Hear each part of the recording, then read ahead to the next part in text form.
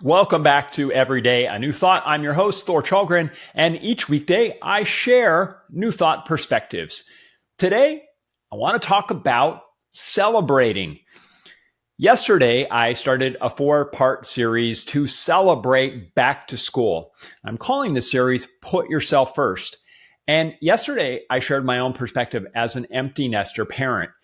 It was 5 years ago. I was an empty nester for the first time, and now I kind of am again. My daughter, who was here with us after graduating, has now left home, this time most likely for good. So our house is empty again. And as I said yesterday, now is the perfect time to put yourself first. The question is, what are you going to do? As I mentioned yesterday, I started by making a decision.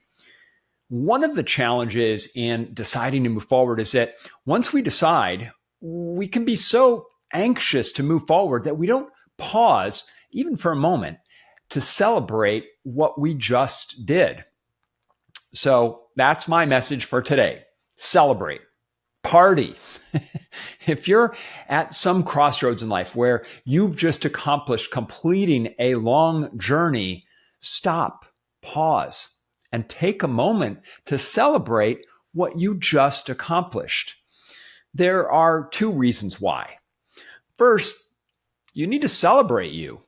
If you have kids that graduated and have left the house, I bet you had a graduation party for them to celebrate them. And of course, you should do that. But what about you? Did you have a party for you? You celebrate, you did this monumental thing, raising a kid. That's worthy of celebrating. So you should celebrate this however you want so that you give yourself that pat on the back. It could be a party, a weekend away, a long trip, something where you get to celebrate you. The second reason you should celebrate is so that you can really remind yourself of what you achieved. I think it's great to make a list, literally write out the things you're good at, whatever skills that you acquired in this phase of your life, write them down. For me, if I was writing this down, I'd list things like I started a Girl Scout troop from scratch. I became a trained soccer referee. I was president of the band boosters in middle school. I was president of the cheer boosters in high school. I coached my daughter to help her get to her Girl Scout Gold Award. Those are all the things I did. If I listed those out, I'd begin to see all the things that I had accomplished in this life.